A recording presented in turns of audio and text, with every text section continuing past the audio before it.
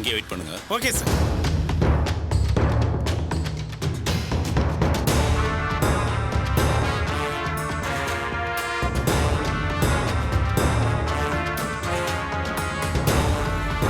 வாங்க சித்தப்பா. என்னண்ணே வீட்டு பக்கம் இன்னும் தண்ணி வடியிலையா? அடடா வா ரத்னம், உட்கார் ரத்னம். எங்கடா வீட்டாண்ட இடுப்பு அளவுக்கு தண்ணி நிக்குதுடா. ஈஸ்வரி, ரத்னம் வந்திருக்கான் பாரு. இத வரேங்க. என்ன கண்ணா இன்னும் வேலை கிளம்பலையா? போகணும் சித்தப்பா, 10 மணிக்கு தானே ஆஃபீஸு. எதுக்கு நீங்க ஹாஸ்பிட்டல் அவ்வளோ டென்ஷன் ஆனீங்க? டேய் பின்ன என்னடா பின்ன என்ன பேச்சு பேசுனாங்க பாத்தியா? எதிரிய கூட தண்டிக்க நினைக்காதவன் கிருஷ்ணன். அவனை பத்தி வாய் கூசாம பேசினா எனக்கு கோவம் வராதா? பாப்பா ரத்னம். அண்ணே சித்தப்பா தண்ணி குடி. என்னம்மா சுமதி எப்படி இருக்க? நல்லா இருக்கேன். டிஃபன் சாப்பிடுறியாப்பா? வேண்டாம், நீ கேண்டீன்ல சாப்பிட்டு தான் வர்றேன். ஏண்டா ரத்னம், அவன் குடும்பத்துல ஒருத்தர் செத்து போயிருக்கான், அதனால அவங்க அப்படி பேசுறாங்கன்னா நீயும் போய் கிருஷ்ண வீட்டுல விசாரணை பண்ணிய. அண்ணே போலீஸ்காரன் டியூட்டில இருந்தா சொந்த பந்தன்லாம் பார்க்க முடியாது. கிருஷ்ண மாமா நல்லவர் தான், அதுக்காக என் கடமையை நான் செய்யாம இருக்க முடியுமா? அதுவும் சரிதான்டா. என் தம்பி நேர்மையானவன், நீதி தவறாதவன்னு நான் தான் சொல்லிட்டு இருப்பேன். இப்போ நானே இப்படி பண்ணாத அப்படி பண்ணாதன்னு சொன்னா தப்பு தான்டா. ஏன் ரத்னம், அவங்க பாடிய வாங்க மாட்டேன்னு மல்லு கட்டினாங்களாமே, அப்புறம் என்ன பண்ண? கிருஷ்ண மாமா வீட்டுல போய் விசாரணை பண்ணதுக்கு அப்புறம் கூட அவங்க பாடியை வாங்கல. கொலை பண்ணவனை அரெஸ்ட் பண்ணாதான் பாடியை வாங்க போயிட்டாங்க.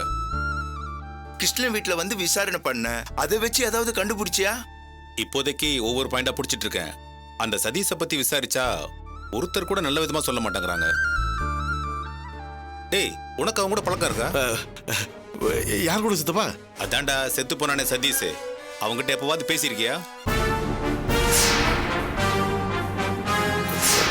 சித்தப்பா கல்யாண மண்டபத்தில் வச்சு அவன் ஏதாவது உங்ககிட்ட பேசினானா? சித்தப்பா நான் அவன்கிட்ட பேசுனதே கிடையாது சித்தப்பா. அவனுக்கு எனக்கு எந்த சம்பந்தமும் இல்லை. நான் எதுக்கு அவன்கிட்ட பேச போறேன்? டேய் அதுக்கேண்ட எவ்வளவு டென்ஷன் ஆகுற? அவன் உங்ககிட்ட ஏதாவது பேசியிருந்தா அதை வச்சு ஏதாவது க்ளூ கிடைக்குமான்னு பார்க்க தான் கேட்டேன். எனக்கு சில பேர் மேல டவுட் இருக்கு, பிடிச்சிருவேன். கொலை நடந்த இடத்தையே கண்டுபிடிச்சிட்டேன். என்னடா சொல்ற? கொலை நடந்த இடத்த கண்டுபிடிச்சிட்டியா? எங்கடா நடந்தது? மண்டபத்து மொட்டை மாடியில தான் கொலை நடந்திருக்கு. கல்யாணத்துக்கு முத நாள் நைட்டு தான் நடந்திருக்கு. அடப்பாவி, எல்லாருமே மண்டபத்துல தான்டா இருந்தோம். நானும் அங்கதான் இருந்தேன். நம்ம யாருக்கும் தெரியாம மொட்டை மாடியில் ஏதோ நடந்திருக்கு. அந்த பிரச்சனையில தான் அவனை கொண்டிருக்காங்க. அதே அப்புறம் நீ அவ்வளவு கரெக்டா சொல்ற? சிம்பிள்னு, அவன் செத்த நேரம் அப்ராச்மெண்டா 12ல இருந்து 1:30. அவன் மொபைல் கரெக்டா அப்பதான் மண்டபம் இருந்த ஏரியாவில் ஆஃப் ஆயிருக்கு. அந்த மண்டபம் மொட்டை மாடியிலேயே அவன் செத்ததுக்கான எவிடன்ஸும் கிடைச்சிருக்கு. என்ன சித்தப்பா சொன்னீங்க? எவிடன்ஸ் கிடைச்சிடுச்சா? ஆமா, அவனை யாரோ பலமா தள்ளி விட்டுருக்காங்க. அப்ப செவுத்துல இருந்த ஆணி அவன் தலையை போத்துக்கிட்டு மூளை வரைக்கும் பாஞ்சிருக்கு. அதனாலதான் அவன் செத்துருக்கான். அந்த ஆணியில் அவனுடைய ரத்தமும் முடியும் இருந்துச்சு. அதை கலெக்ட் பண்ணி ஃபாரன்சிக் அனாலிசிஸ் அனுப்பிச்சிருக்கேன். டிஎன்ஏ டெஸ்ட்ல அவனோட முடி ரத்தம் தானே கன்ஃபார்ம் ஆயிடும்னு நினைக்கிறேன். அந்த கல்யாண வீடியோவை மறுபடியும் பார்க்க போறேன். போன தடவை புதுசா யாராவது இருக்காங்களா மட்டும்தான் பார்த்தேன். அதனால சதீஷோட ஆக்டிவிட்டிஸை கவனிக்க முடியல. இந்த தடவை சதீஷ் என்னென்ன பண்ணியிருக்கான், யார் யார் கூட பேசியிருக்கான்னு எல்லாத்தையும் வாட்ச் பண்ண போறேன்.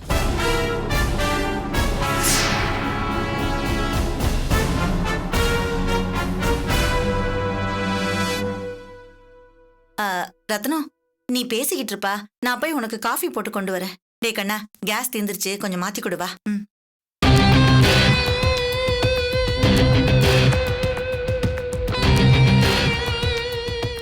என்கிட்ட எதுக்கிட்ட தனியா பேசணும்னு சொல்றேன்?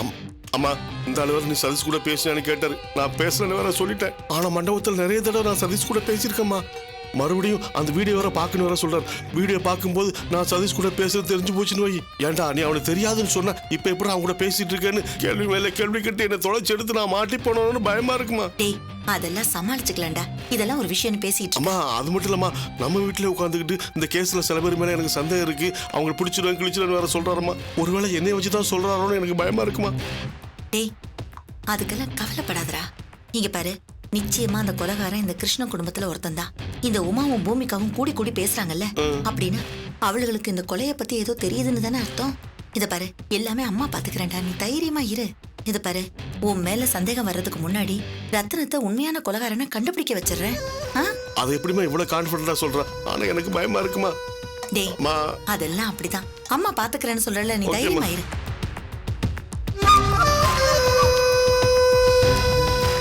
இந்தப்பா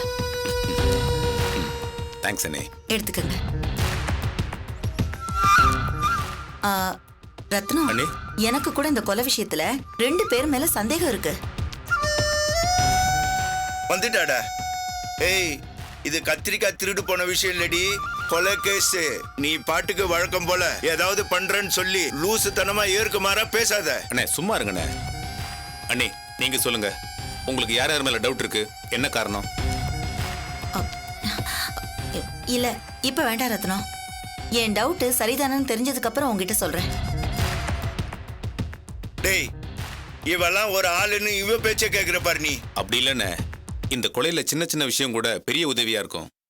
எல்லாரும் தர இன்ஃபர்மேஷனும் முக்கியம். ரத்னம், நீ காப்பிய குடி, நான் அப்புறமா உனக்கு நல்ல இன்ஃபர்மேஷனா தரேன்.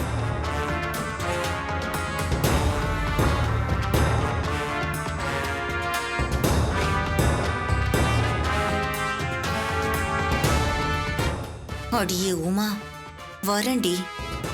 உன் குடும்பத்துக்குள்ள இருக்கிற கொலைகாரனை கண்டுபிடிச்சு ரத்னம் கையில கொடுத்து உன் குடும்ப மானத்தை சந்தி சிரிக்க வைக்கிறேன்.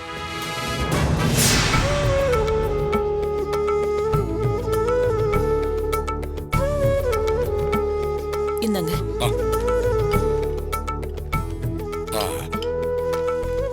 பசங்க எல்லாரையும் வர சொல்லிட்டியா?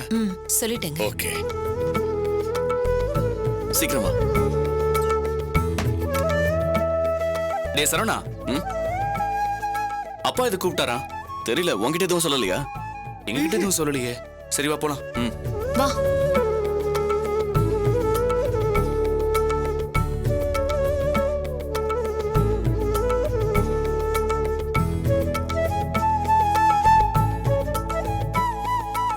டேய், எதுக்குடா அப்பா எல்லாரையும் வர சொல்லிருப்பாரு? தெரியலடா, அப்பா தான் வர சொன்னாரா? ஐயோ, என்னடா ஏதோ தப்பு பண்ணீங்களா? நாங்க எந்த தப்பும் பண்ணடா, நாங்க சும்மா தான் ஏன் இருக்கோம். தப்பு பண்ணியிருந்தானே தலைய சீவிடுவாரு. ஐயோ, என்னடா? டேய், வா போலாம். வா.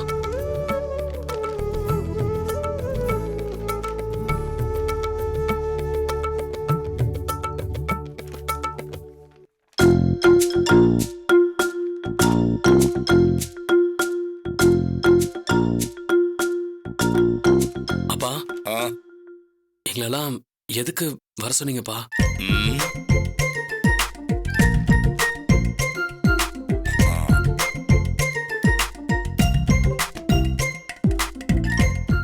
இன்னைக்கு என்ன நாள்? சனிக்கிழமைப்பா. டேய், நாள்னு கேட்டா என்ன சொல்ற? 12ஆம் தேதி மாமா. தேதின்னா நாலு மாசத்தோட சொல்லணும். 4 மாசம், டிசம்பர் 12. டேய், மறந்தே போயிட்டோம்டா. நீ அதை சொல்லக்கூடாது. இந்த தேதியை மறக்கிற அளவுக்கு பிஸி ஆயிட்டீங்களா? ஐயோ அம்மா, அப்படிலாம் இல்லம்மா. சரவண கல்யாண வேலையில எல்லாத்தையும் மறந்துட்டோம். ஓ, என்ன நடக்குது? இன்னைக்கு என்ன தேதி? எதுக்காக இவங்க இத மறந்தாங்கன்னு இவ்ளோ கோவப்படுறீங்க? நிஜமா கோவப்படலமா, சும்மா செல்ல கோவம்தான். இந்த வீட்டுக்கு இன்னைக்கு ஒரு முக்கியமான நாள். இந்த நாள்ல எல்லாரும் ஒன்னா கூடுவோம். அத மறந்துட்டாங்களேன்னு தான் சொன்னேன். அவந்திகா, இந்த வீட்டோட கதை உங்களுக்கு தெரியாது. உமா டிரான்ஸ்போர்ட்னு இன்னைக்கு இத்தனை லாரிங்களோட நம்ம கம்பெனி வளர்ந்து நிக்குது இல்ல, அதுக்கு அஸ்திவாரம் போட்ட நாள் இன்னைக்கு தான்.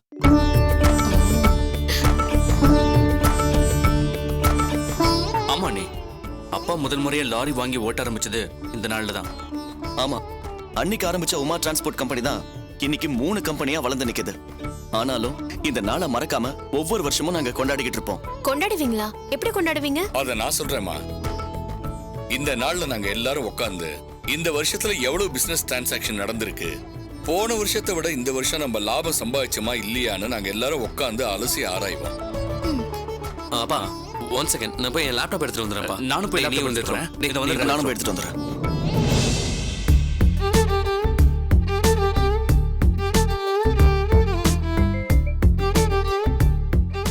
நட்ராஜ், அப்பா, நீ தான் ஆரம்பிக்கணும். இந்த வருஷம் என்னென்ன பண்ணிருக்க? போன வாரமே எல்லாத்தையும் அப்டேட் பண்ணிட்டேன்ப்பா. அப்பா, இந்த வருஷம் நமக்கு கிடைச்ச கவர்மெண்ட் கான்ட்ராக்ட் 36, தனியார் கம்பெனி கான்ட்ராக்ட் 52. அதை தவிர oil company order 10 tanker lorry. போன வருஷத்தை விட கவர்மெண்ட் கான்ட்ராக்ட்ல இந்த வருஷம் 46% அதிக லாபம். தனியார் கம்பெனி ஆர்டர்ல 26% இன்கம் அதிகம். டேங்கர் லாரியை பொறுத்த வரைக்கும் போன வருஷம் நம்ம கிட்ட 4 தான் ஓடிச்சு, இந்த வருஷம் 10. ஸோ பர்சன்டேஜ்னு பார்த்தா 60%. அப்புறம்ப்பா, எல்லா கம்பெனி தொழிலாளிக்கும் 12% தான் போனஸ் கொடுத்துருக்காங்க. ஆனால் நாம மட்டும் தான் 20% கொடுத்துருக்கோம்ப்பா. அப்புறம் பர்மனெண்டான எல்லா தொழிலாளிக்கும் இஎஸ்ஐ, பிஎஃப் எல்லாமே போட்டிருக்கோம்ப்பா. மொத்தத்தில் இந்த வருஷம் டிரான்சாக்ஷன் மட்டும் 100 கோடிப்பா. எல்லா செலவுகளும் போக நமக்கு வந்திருக்க நெட் ப்ராஃபிட் மட்டும் 5 கோடிப்பா. இது போன வருஷத்தை விட கொஞ்சம் அதிகம்ப்பா.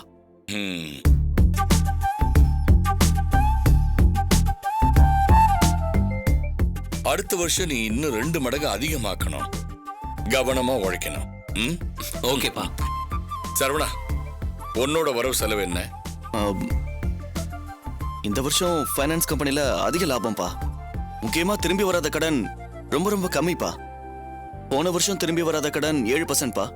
இந்த வருஷம் வெறும் 4% தான். அதை தவிர இந்த வெஹிக்கிள் ஃபைனான்ஸ் டிரான்சாக்ஷன் 25 கோடிப்பா. இந்த ஹவுசிங் ஃபைனான்ஸ் டிரான்சாக்ஷன் வந்து 10 கோடிப்பா. பர்சனல் லோன்ல 5 கோடிப்பா.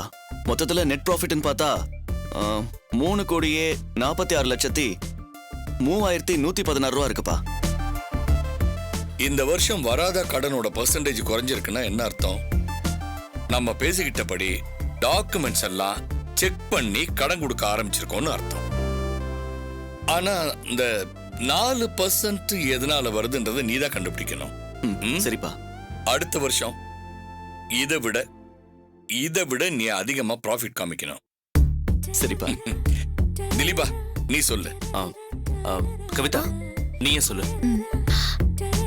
மாமா, இந்த வருஷத்துல நாங்க எடுத்திருக்கிறது இது 2வது ப்ராஜெக்ட். முதல் ப்ராஜெக்ட்ல நெட் ப்ராஃபிட்னு பார்த்தா 5 லட்சம் ரூபாய். 2வது ப்ராஜெக்ட் இப்பதான் டேக்கப் ஆயிருக்கு. இது வரைக்கும் வந்ததுல லாபம் மட்டும் 10 லட்சம் ரூபாய் மாமா. மொத்த லாபம் 15 லட்சம். Very good, very very good.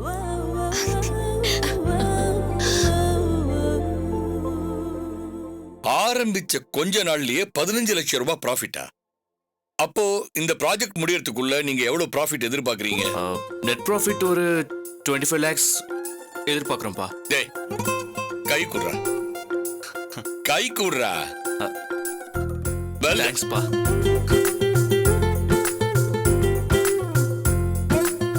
வளர்ச்சினா இப்படித்தாண்டா இருக்கணும். உண்மையிலேயே உங்க 2 பேரோட உழைப்பும் டெடிகேஷனும் பார்த்தா ரொம்ப பெருமையா இருக்குடா. எனக்கு தெரியும்டா, இதே டெடிகேஷனோட நீங்க வேலை பார்த்தீங்கன்னா நீங்க 2 பேரும் எங்கேயோ போயிடுவீங்க. கவிதா, ரொம்ப சந்தோஷமா இருக்கு. இவ்வளவு பெரிய வெற்றிக்கு பொண்ணோட பிளான் தான் காரணம். உங்களை நினைச்சா பெருமையா இருக்கு. என்ன நடக்குதுங்க? 5 கோடி பெருசு இல்ல, கேவலம் 15 லட்சம் உங்களுக்கு பெருசா?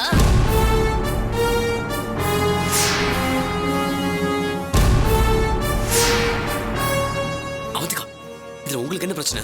இவங்களோட ஓரவஞ்சனை தாங்க எனக்கு பிரச்சனையே. சரவணன் முழுசா 3 கோடி ரூபாய் சம்பாரிச்சு காமிச்சிருக்கான். நீ 5 கோடி ரூபாய் காட்டியிருக்க. உங்களெல்லாம் வாழ்த்து இவர் பாராட்ட மாட்டாராமா? இதுல உழைச்சது பத்தாதுன்னு அட்வைஸ் வேற பண்றாரு. இல்லம்மா, அது வந்து பேசாதீங்க அத்தை. இவங்க 2 பேரும் கோடி கோடியா சம்பாதிச்சாலும் நீங்க மதிக்க மாட்டீங்க. இந்த திலீப கேவலம் 15 லட்சம் சம்பாதிச்சதுக்கு தலையில தூக்கி வச்சு ஆடுவீங்க. இது எந்த விதத்துல நியாயம்?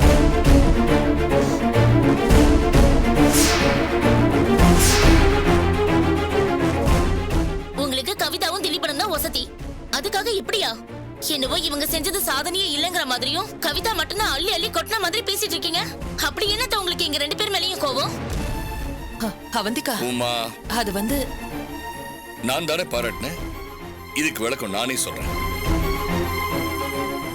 இது பாருமா அவந்திகா, உன் புருஷன் நடராஜும் அதே மாதிரி சரவணனும் நான் ஏற்கனவே இன்வெஸ்ட் பண்ணி ரொம்ப நல்லா ஓடிக்கிட்டு இருக்கிற ஒரு பிசினஸ் தான் பார்த்துக்கிட்டு இருக்காங்க. ஆனா கவிதாவும் திலீபனும் அப்படி இல்லை. யாரோட தயவு இல்லாம சொந்த கால்ல நின்னு பிசினஸ் ஆரம்பிச்சு ஓஹோன்னு இருக்காங்க. ஏற்கனவே நல்லா ஓடிட்டு இருக்கிற ஒரு பிசினஸ்ல இருந்து வர 5000 விட அவங்க சொந்த கால்ல நின்னு சம்பாதிச்ச அந்த 50 ரூபா தான் எனக்கு ரொம்ப பெருசா தெரியுது. அதனாலதான் அவங்கள நான் பாராட்டினேன். அப்போ நட்ராஜு சரவணனும் சொந்த கால நிக்க தெம்பில்லாதவங்கன்னு சொல்றீங்களா? நான் அப்படி சொல்லவே இல்லையே. வேற எப்படி? உங்க பிசினஸ் டெவலப் பண்ணுன்னு நீங்க தானே நட்ராஜ் கிட்ட சொன்னீங்க. நீங்க சொன்னதுனால தானே நட்ராஜ் பிசினஸ் பார்த்துட்டு இருக்காரு. சொந்த கால்ல தான் வளரணும்னு நீங்க சொல்லியிருந்தா அவன் அப்பவே பிசினஸ் ஆரம்பிச்சிருப்பான். நீங்களே அவனை உங்க பிசினஸ் பார்க்க சொல்லுவீங்க, அதுக்கப்புறம் நீங்களே அவனை அசிங்கப்படுத்துவீங்க, அப்படிதானே? இதுல அசிங்கப்படுத்துறதுக்கு என்னமா இருக்கு? அவங்க 2 பேரையும் ஒரு 2 வார்த்தை பாராட்டினேன், அது தப்பா? வேண்டாம் மாமா, நீங்க திலீபனை பாராட்டல, கவிதாவை தான் தலைமையில தூக்கி வச்சு கொண்டாடிட்டு இருக்கீங்க. ஆரம்பத்துல இருந்தே உங்க 2 பேருக்கும் கவிதா தான் வசதி, நான் உங்களுக்கு மட்டும் தானே.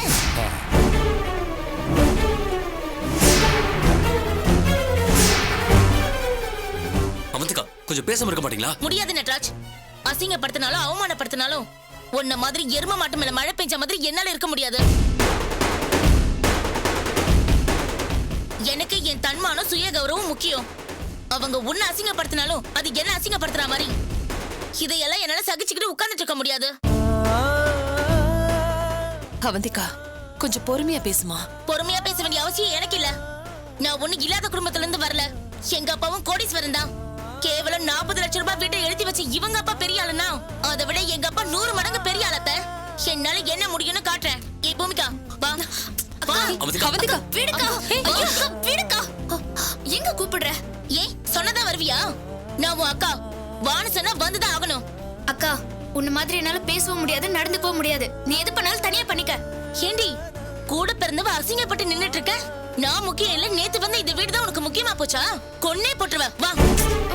அவந்திகா, அவந்திகா, அவந்திகா, நீ எங்க போற? வா அக்கா, வா. அவந்திகா, என்ன அவந்திகா, நில்லு. என்ன நட்ராஜ் இது?